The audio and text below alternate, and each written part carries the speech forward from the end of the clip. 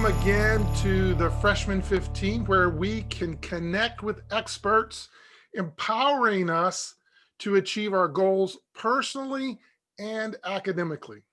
Honestly, success has been more challenging this year than most. And after 9 months of continued emotional and physical stresses, it has really taken a huge toll on both our intrapersonal and interpersonal communication. Now, last week, we shared the first half of my conversation with Christopher Gornold-Smith, in which we discovered the forgotten foundations of healthy communication. And in that, we talked about how that communication serves as a tool to fulfill our human need to create and share meaning. This meaning, it can either be our perception of others in our environment, or it can be the perception of ourselves. So a breakdown in communication contributes to a negative impact on both our self-concept and our society.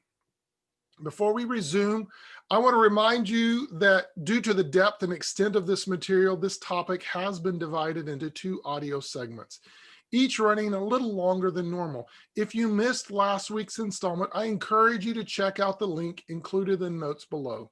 Now, let's get back to our conversation with Christopher. Based on what you have already shared with us, communication is clearly essential both to the health of our personal identity and the health of our society. But what happens as communication evolves? Primarily, I'm thinking about how differently students communicate today than they did, let's say, just 5 years ago. And also how in the last 9 months, people have come to rely on alternative forms of communication that they never utilized before. Is this changing the way we communicate? And if so, how? With this younger generation, most of the time, they don't need to communicate in a discursive way.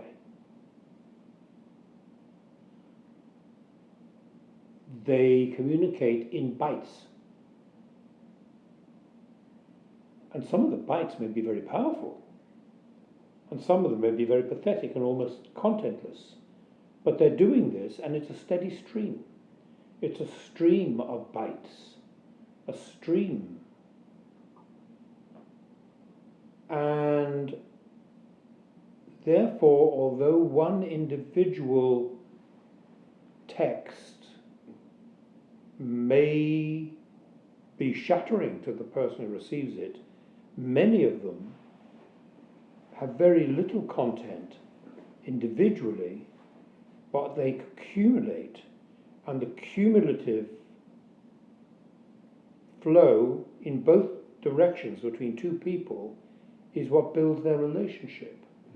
And so youngsters who are communicating by texting all the while, no individual text has to be very significant, but they gradually build up a picture, build up a mosaic, a chip at a time. Right. And all of us do that to some degree in life, but there is less opportunity for narrative and discourse. So, how exactly does this lack of narrative or discourse impact the way we communicate? It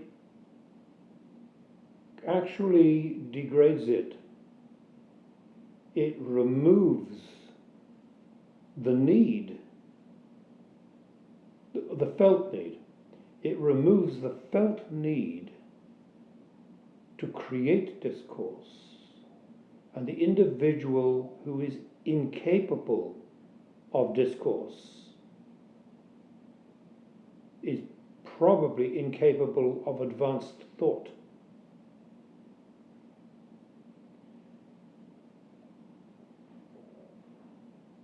One of the amazing things about human speech is that it starts out entirely with things that can be immediately felt, either whether they're emotions or perceived objects or animals, but it is capable of moving from that into abstractions. And those abstractions can create a system, philosophy, economics, whatever.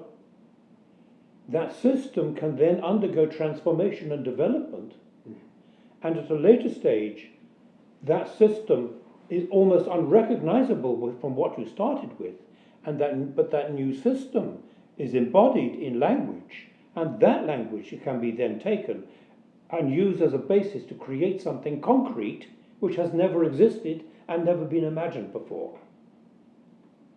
So it's almost like going up in a plane and parachuting down.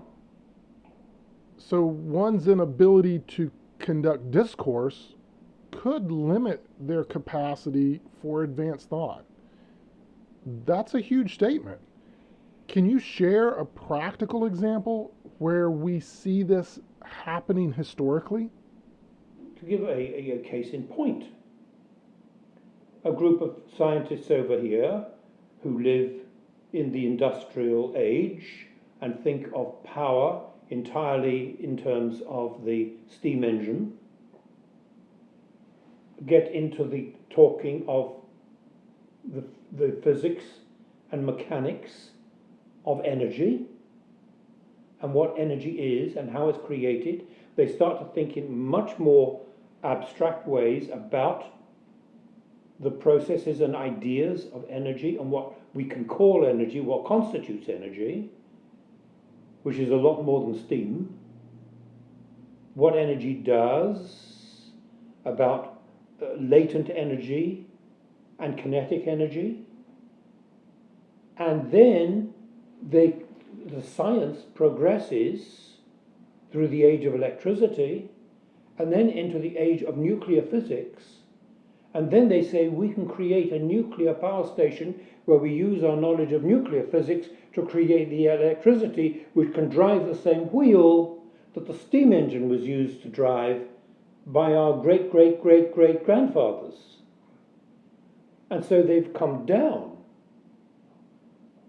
in a place that they could not have arrived if they hadn't gone into the abstract realm or semi-abstract realm of science and continued that for several generations and then come down and lo and behold, they can actually do it. They make a nuclear power station. And if you could have taken those ancestors and walked them into a nuclear power station, it would have blown their minds. Right. Yeah. But that's a human process. We don't want to lose that. I agree with you wholeheartedly. We don't want to lose the potential that comes from critical thinking or advanced thought. So we clearly need to find ways to encourage this process called discourse. But do you see any positive outcomes from this new style of interpersonal communication? One of them is that you create communities who are processing their ideas simultaneously, so that the ideas that emerge are not the ideas of one individual isolated, but are the ideas of the group generated entirely by these tiny bits of communication that are going backwards and forwards all the time between them. Sounds a lot like a supercomputer, where you have all these small computers networked together, and the sum total of all the small processing ability Yes. of these smaller computer turns into this supercomputer. Or ants, which are capable of incredible things that an individual ant cannot do. But then again, that is part of being human. Because part of humanness is the human race, what we are able to do together that we can't do on our own, including the nuclear power station, which took generations. Right. But here's the problem. The nuclear scientist was able to do it because there was a cohesion and a discipline to the way terminology was used and expression was created over those intervening generations, which was done through discourse. When you break it down to these tiny little pieces of generally emotional reactions that the young people are communicating to each other, and they do not bring it to discourse, what of value can emerge? Can something advanced emerge? Or will it be too nebulous? Can it be concrete enough, advantageous enough, strong enough? Maybe not. I think they're losing more than they're gaining. But then I'm prejudiced. I'm seeing through the lens of a person who loves discourse. I appreciate the humility you express in that final comment, because we all carry biases, and these biases influence how we view and how we engage in communication. So beyond these ingrained biases on both sides, what do you see as the greatest challenge to bridging this cross-cultural communication barrier so that traditional communicators and these new emerging communicators can share meaningful discourse? Wow, now that's going to be a difficult one. My brain was already thinking about how discourse communicated itself from Cicero to Tertullian, and from Tertullian to Cyprian, and from Cyprian to me. Oh dear, God. I've just been reading Cyprian and enjoying him, and Cyprian was called Tertullian the Master and read Tertullian as well as the Bible every day. And Tertullian, I think, was very indebted to Cicero. Now that's an opinion. You can't prove that, but I think most historians agree. That's self-evident.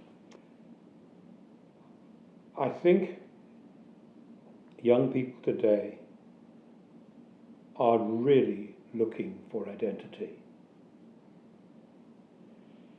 And the signals that are being given today regarding identity are actually becoming more confusing rather than clearer. We're going down the road, we're going down two-way traffic the wrong way. One of the things that bothers me most about this generation is that they're turning their backs on rationality, on thinking processes, on discourse, on meaningfulness. And that's serious stuff. While I agree with your first observation that our identities are becoming confused, I think most young people, especially students, would argue that they are rational and they do experience discourse. So can you unpack this idea for us a little bit more? I think sure. I mean, they send texts to each other all the time, and there is, as we've said, the text has to be seen and understood not on its own, but as part of a flow of communication, which is almost constant in their all waking hours. It has the positive advantage of cementing relationships between people. And so although they are there communicating, they might be sitting side by side and communicating by text instead of talking to each other. But the process is either drawing people closer together or alienating them from each other.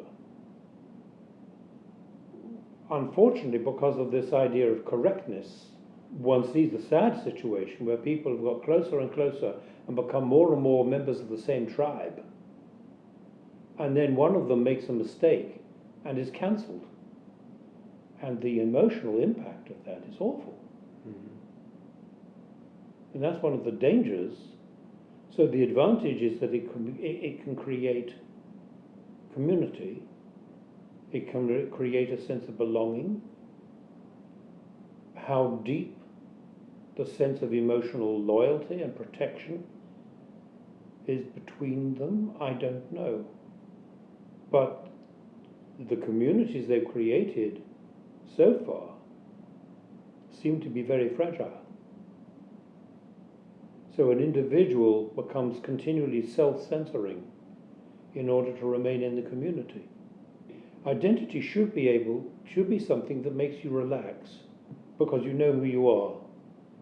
But it seems to me that our society is heading in the opposite direction from that. People are more and more nervous about expressing themselves in any way. But the people who seem capable of the greatest extremes of unfriending are themselves forever looking over their shoulders.